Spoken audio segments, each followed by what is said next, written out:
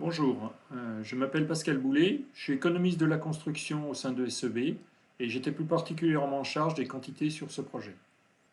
Comme Actis, on est très impliqué dans tout ce qui est processus BIM et nous en avons profité pour mettre en place une démarche collaborative.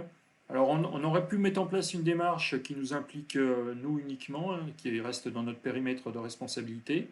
On a préféré développer un outil avec une utilisation plus large, notamment pour la maîtrise d'ouvrage, mais aussi pour les entreprises.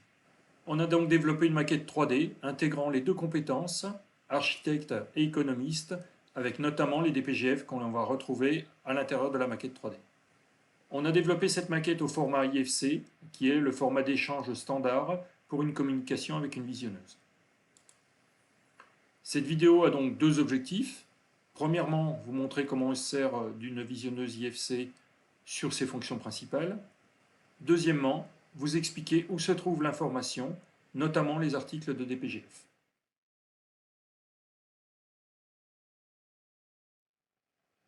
Dans un premier temps, je vais vous montrer l'utilisation de la visionneuse BIM Collab Zoom. Personnellement, j'aime bien l'interface, après ça reste un avis personnel. Il y en existe beaucoup d'autres, BIM Vision, Tekla BIMsite, celles qui sont sur les plateformes collaboratives. À vous de faire votre choix. Une fois qu'on en a vu une, c'est assez facile d'utiliser les autres. Je précise que cette application est totalement gratuite pour ses fonctionnalités de base. La version payante avec des fonctionnalités avancées n'a pas vraiment d'intérêt pour nous dans le cadre de cette étude. Dans un premier temps, il faut télécharger l'application, donc aller sur le site BIM Collab. Ensuite, suivant notre configuration, il faut télécharger l'application qui nous correspond. Ici, par exemple, quand on veut sous Windows. Lorsque vous lancerez l'exécutable, il vous demandera de créer un compte. Vous pourrez créer ce compte en donnant une adresse email. Ensuite, ils vous demanderont une confirmation et vous enverront un numéro de licence qu'il suffira de reporter quand vous lancerez l'applicatif. Alors le but ici n'est pas de vous montrer toutes les fonctions de la visionneuse IFC, c'est simplement de voir les principales pour que vous puissiez ensuite utiliser et découvrir par vous-même. Donc déjà, dans un premier temps, avec un clic gauche, on peut faire bouger la maquette, comme vous le voyez sur l'écran. La molette sert de zoom, et le clic droit permet d'afficher des fonctionnalités que je vous laisserai découvrir par vous-même. Quand on sélectionne un élément de la maquette, il apparaît en bleu, et on peut utiliser la touche espace pour faire disparaître l'élément sur l'écran. Alors à noter que c'est un IFC, donc on ne peut pas détruire un élément, on est simplement sur je vois pas l'élément, donc il n'y a aucune crainte à avoir.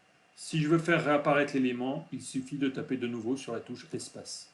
Si on regarde maintenant le bandeau supérieur, le premier menu déroulant concerne Fichier avec les fonctionnalités classiques, ouvrir un fichier, enregistrer, sauvegarder.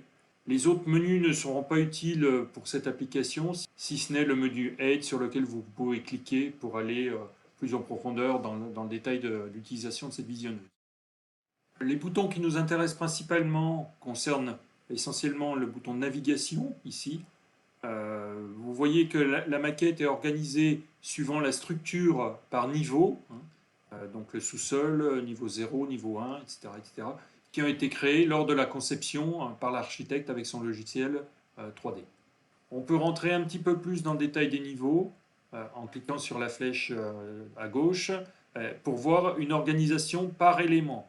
Alors, petite parenthèse, on est en train de travailler avec des IFC, c'est une norme internationale, donc on utilise certains mots en anglais qui ne seront pas traduits dans l'interface. Slab, ça veut dire dalle, space, c'est les pièces, wall, il s'agit des murs, window, c'est les fenêtres, etc., etc. Quelques mots à connaître, il y en a une petite vingtaine, c'est pas grand chose. Donc là, je vais replier le niveau 1. Si on clique, on voit ici deux autres boutons sur la droite, ici. Donc l'organisation telle qu'elle est par rapport à la structure. On peut aussi inverser et avoir l'organisation d'abord par les éléments, et ensuite, si on clique sur les flèches, avec différents autres détails qui concernent ces différents éléments. Tout ça, ça sort de la conception 3D faite par l'architecte, hein, avec les différents choix de désignation qu'il a pris. On va rester sur l'organisation structure. Donc comment ça se passe? Alors par exemple, je veux regarder le niveau 1. Hein, je veux m'intéresser à l'étage 1. Je vais aller cliquer dessus et je vais appuyer sur le bouton en haut égal qui va me permettre de sélectionner uniquement le premier niveau, hein, et de voir un petit peu plus de détails à ce niveau-là. Je peux aussi considérer ici, j'ai un élément qui entre guillemets me gêne, je vais aller regarder ce que c'est. Il s'agit, si je clique dessus, il s'agit de covering. Donc je vais peut-être, pour enlever ces éléments, je vais aller cliquer sur ce niveau-là, cliquer sur covering, et je vais les enlever en cliquant sur le moins au-dessus, ici. Donc je vois apparaître maintenant l'étage sans ces fameux éléments covering. Si je veux enlever par exemple les murs, je vais aller faire wall et moins. Si je veux ajouter les coverings que j'ai enlevés par ailleurs, je vais aller faire covering et plus. Donc on voit ici qu'on a les éléments qui s'ajoutent. Si je veux revenir à mon bâtiment en entier, il suffit de cliquer sur le bouton qui est ici, tout afficher. Et donc on revient à l'affichage initial. Je pourrais aussi vouloir, par exemple, que différents éléments soient d'une certaine couleur. Par exemple, je vais revenir ici sur les dalles. Hein.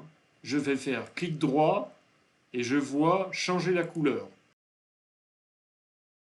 Donc je vais mettre toutes les dalles dans une couleur, par exemple en bleu, hein, à ce niveau-là.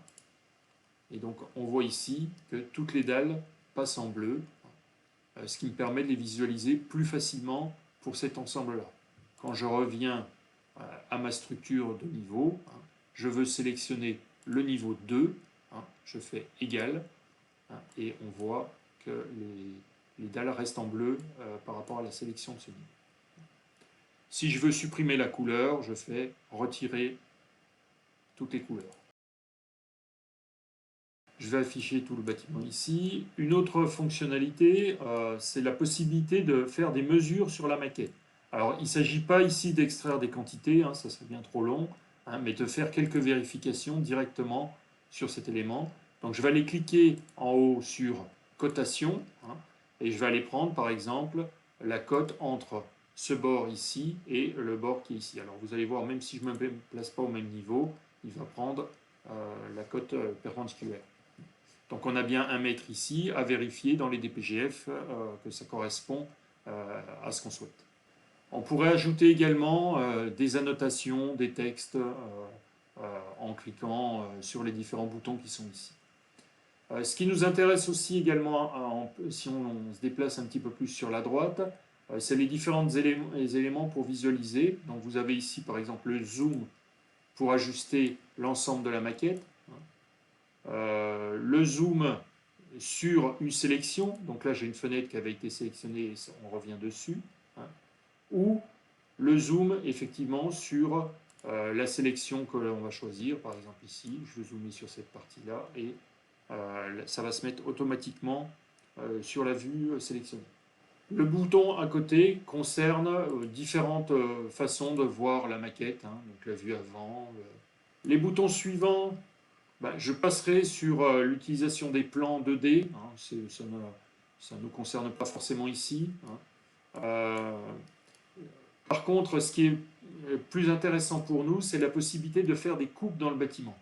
Donc en cliquant sur le bouton plus, ici, ça me permet d'ajouter un plan de coupe et donc je vais aller choisir un plan dans la maquette. Donc je vais choisir ce plan-là.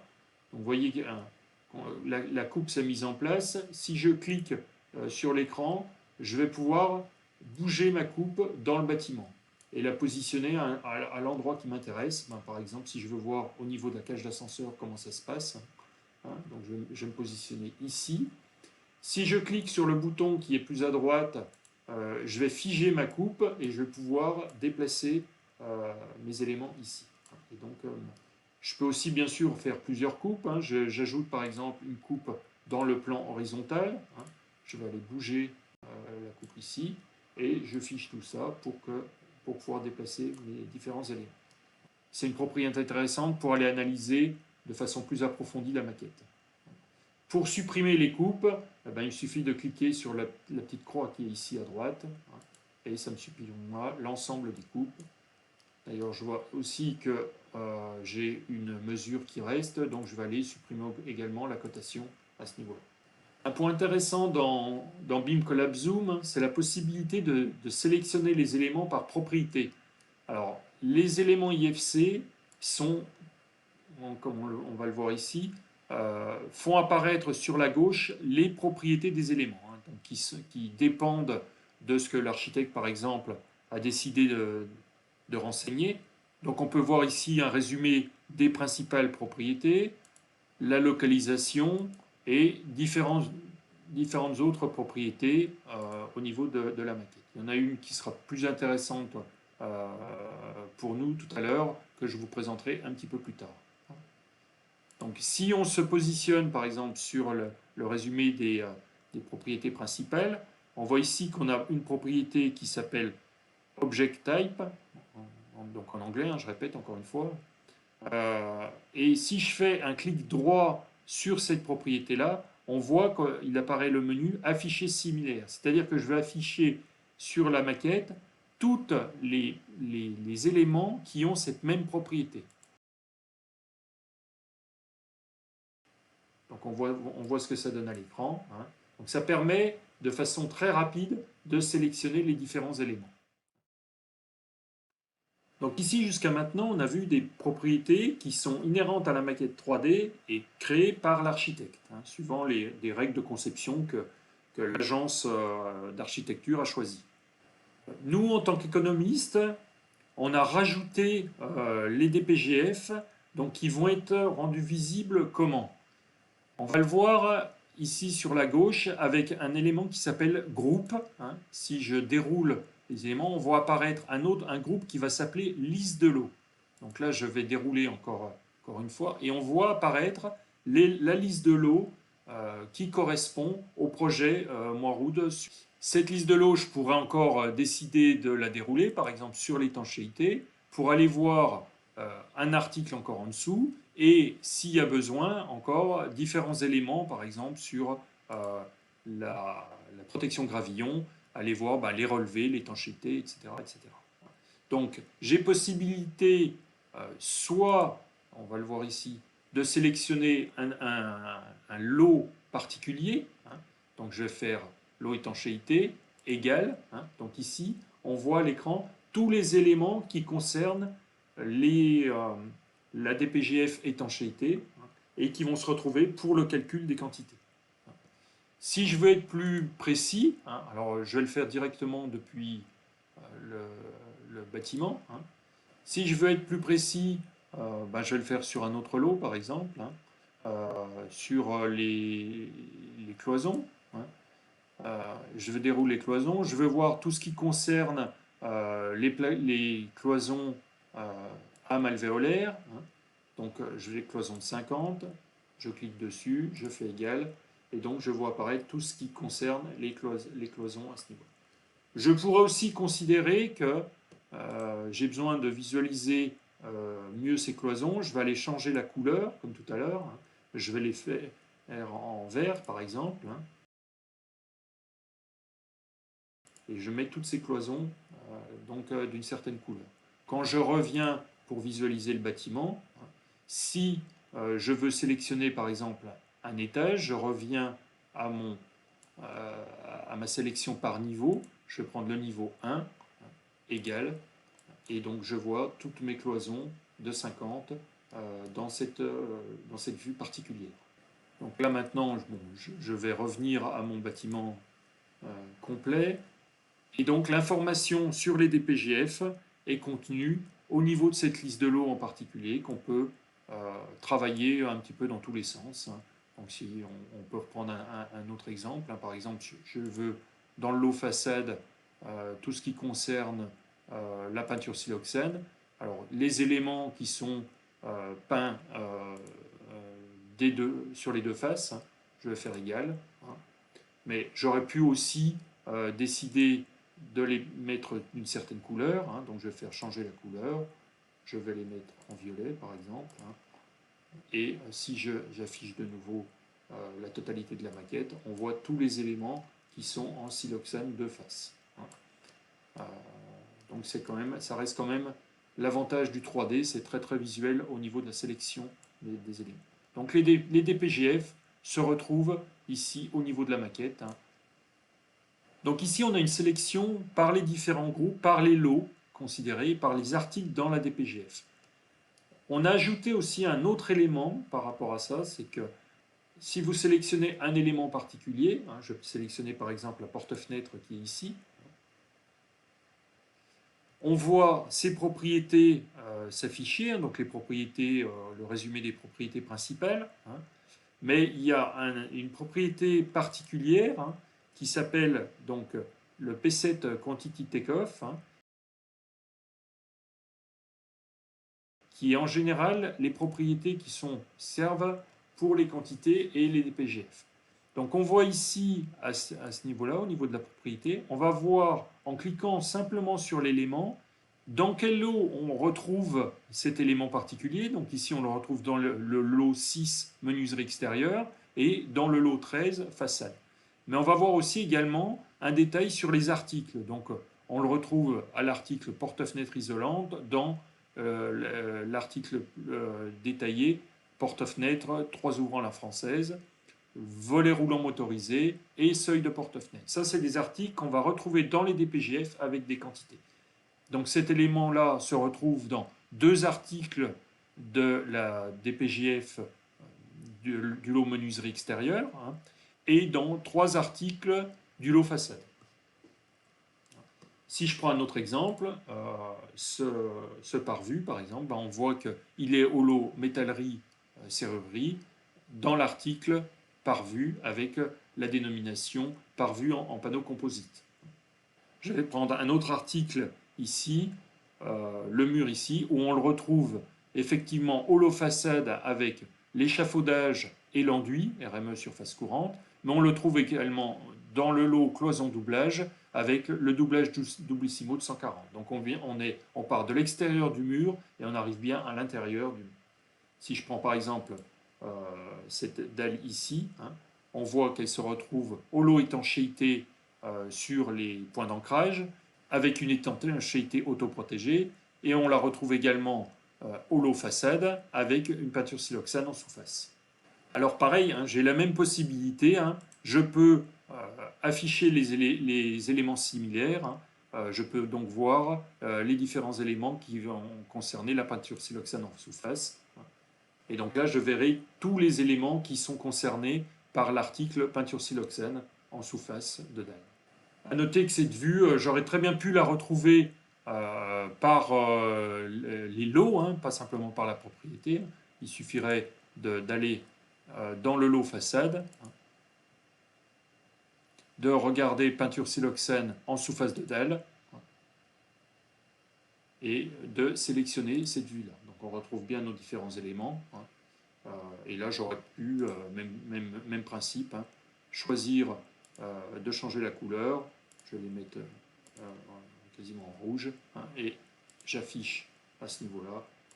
Et donc, on a une vue particulière sur ces différents éléments. Alors, bien sûr, on peut du coup cumuler toutes les différentes propriétés, hein. Par exemple, je suis au lot cloison, on veut connaître où sont toutes les portes intérieures pour les incorporations dans les cloisons. On va aller par exemple dans menuiserie intérieure, les portes de communication post-formées par exemple, hein. Alors, on va regarder ce qu'il y a dedans. Bon, j'ai les portes de distribution, les portes de gaine technique logement. Donc je vais aller regarder les portes de distribution. Je vais leur appliquer une couleur particulière, je vais les mettre en vert, hein. Voilà.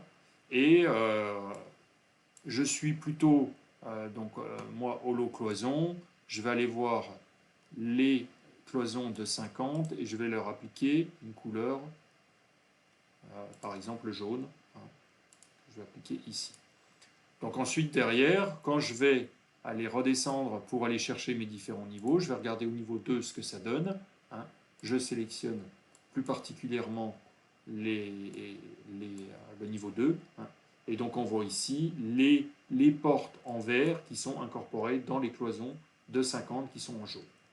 Donc encore une fois, quelque chose de très visuel avec le 3D. Donc voilà un petit peu brièvement l'utilisation qu'on peut faire de la maquette pour les localisations et la visualisation plus facile des différents éléments de la maquette et qui, donc je le répète, incorpore les deux compétences, architecte et économiste, avec la visualisation des DPJF qui ont été incorporés directement dans la maquette 3D.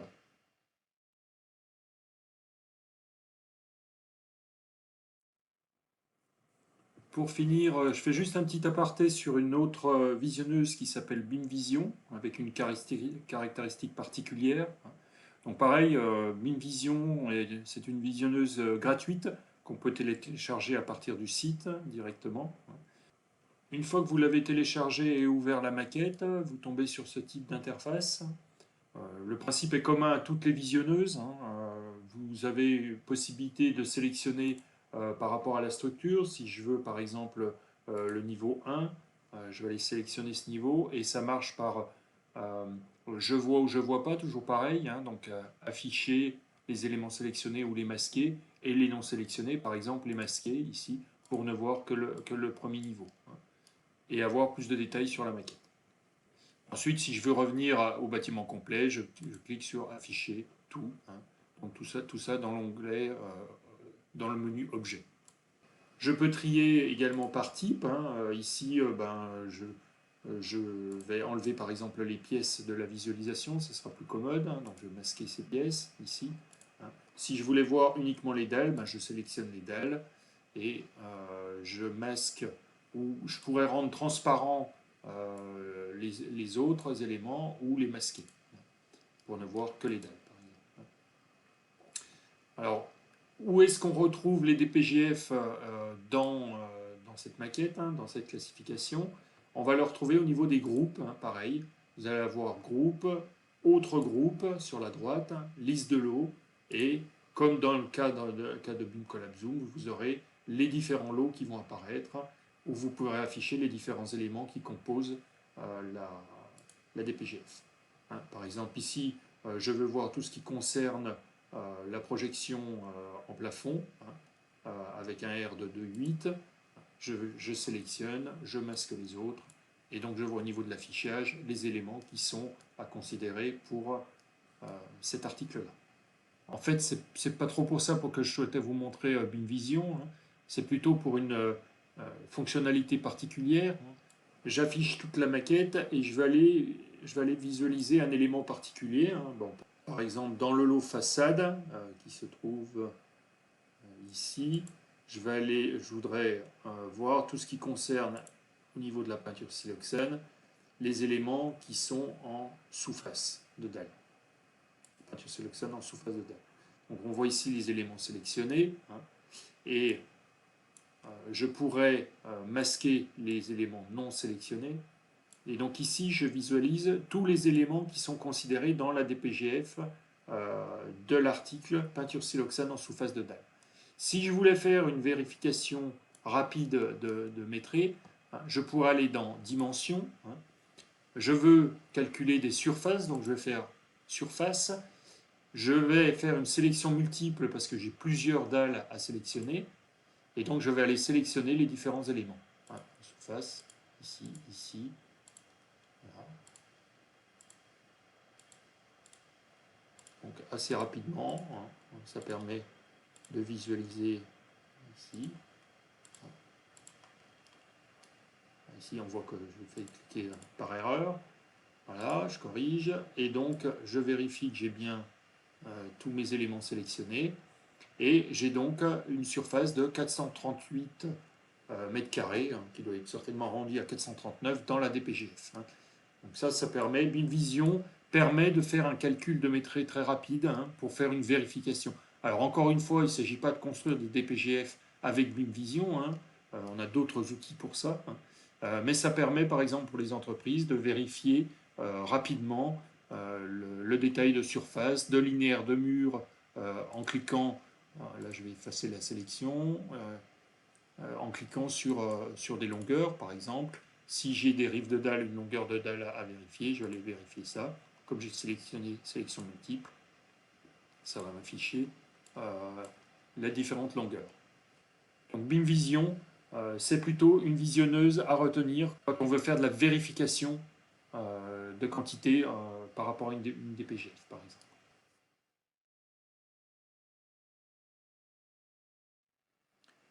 Voilà, j'espère que cette vidéo vous aura permis de voir un petit peu ce qu'on peut faire avec une visionneuse et effectivement de localiser plus facilement les différents éléments de la DPGF.